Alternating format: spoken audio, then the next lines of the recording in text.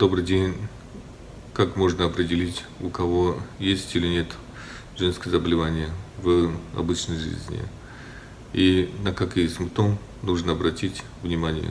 Например, боли вниз живота, зуд, жжение, необычное выделение, нерегулярный менструальный цикл, дискомфорт при половом контакте, ощущение комка вниз живота, болезненная менструация и так далее.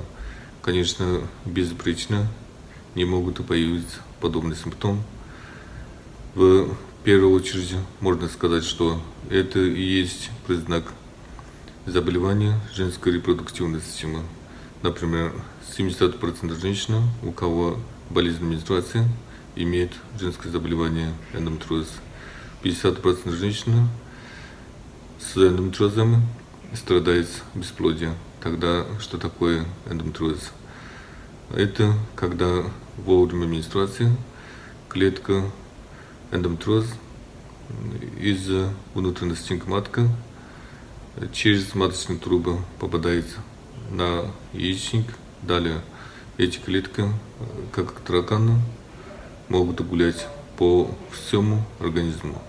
Если попадут в кишечник, может быть понос или запор. Если в глаза, то из глаз пойдет кровь. Это как будто менструация из глаз. Хотя такие случаи очень редко, но существуют. Также эти клетки могут попасть в легкое, в желудка, в горло, в мочевые пузыри, даже нервную систему. Вот почему много женщин во время менструации страдает болями и недомоганиями и так далее. На самом деле, до настоящего времени современная наука не может определить точно причину эндометриоза. Иногда пишут противоречивое мнение.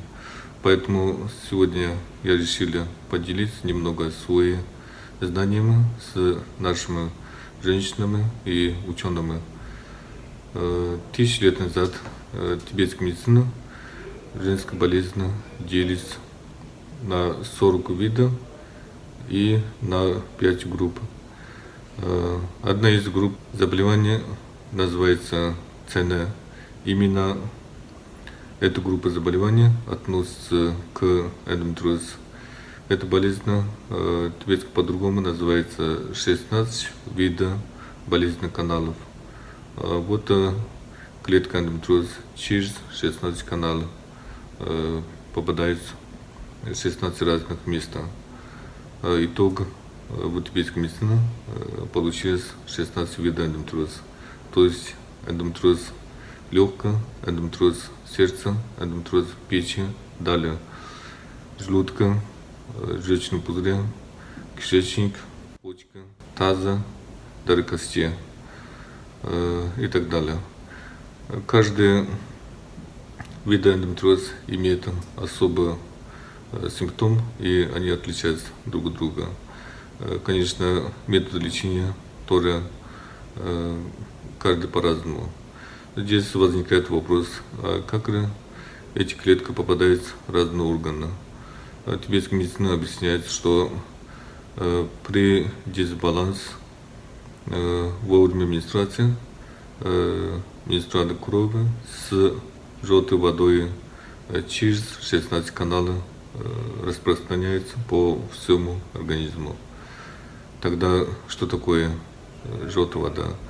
Желтая вода образована из прозрачный сок, желчь, который образован из осадка крови. Она находится во всем организме. Обычно объем желтой воды составляет 4 пригоршни. Желтая вода точно так же подобие крови является частью тела, но при дисбалансе она превращается в так называемое заболевание желтой воды. Симптомы могут быть отек, гематома, опухоли, киста, воспаление, боли, анемия, спазмы и так далее. Желтая вода делится на два вида. белый жжет вода и черный жжет вода. Но здесь я сильно не буду усложнять, так как эти тонкости, в принципе, вы можете узнать в моей книге. В ней написано много подобных вещей. Тогда что такое и как выглядит эта жжет вода? Допустим, у кого получился ожог, то далее образуются пузыри на коже. Жидкости внутреннего пузыря и есть жжет вода. Жидкости киста любого внутреннего органа, который является жжетой водой. Поэтому здесь несложно понять, когда по разным причинам нарушается баланс организма, тогда во время менструации клетка, образованная внутренней стенкой матки из кровнистой жжетой водой, через 16 каналов попадает на слабые части внутреннего органа. И именно на этих местах образуются опухоли, киста, воспаление кровотечения и так далее. Эндометриоз обычно относится к хирургическим заболеваниям. Действительно, иногда хирургическое вмешательство помогает при эндометриозе, и иногда это необходимо. Но очень много женщин недовольны результатом операции, так как после операции много опять возвращаются эти болезни эндометриоз. Почему? Потому что хирургическим путем не может до конца удалить эти клетки кровнистой жжетой воды. Поэтому я всегда предлагаю в практике гинекологической клиники объединить методы современной медицины и методы тибетской медицины. Тогда было бы наиболее результативное лечение, так как столько тонкостей объясняется в тибетской медицине, и такое глубокое знание по эндометриозу описывается в древней тибетской медицине. В моей 20-летней практике я вылечил более 1000 пациентов с диагностикой эндометриоза, используя мои авторские методы лечения. Что я хочу сказать здесь, что если у кого болезнь менструации, есть большая вероятность, у нее уже есть болезнь эндометриоза.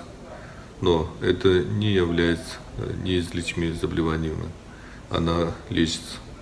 Если нет эндометриоза, то надо стараться, что не заболеть эти сложными заболеваниями. Обычно причина эндометриоза может быть из-за аборт, стресс, противозачаточные средства, воспалительная инфекция, ранней половой жизни, неправильное питание, переохлаждение, следствие операции, не берегли себя после родов, табакокурение, злоупотребление спиртных напитков и так далее. Вот и сегодня я немного объяснил о женской болезни, особенно эндометриоз, с точки зрения тибетской медицины. Думаю, это будет полезно для вас. Спасибо большое.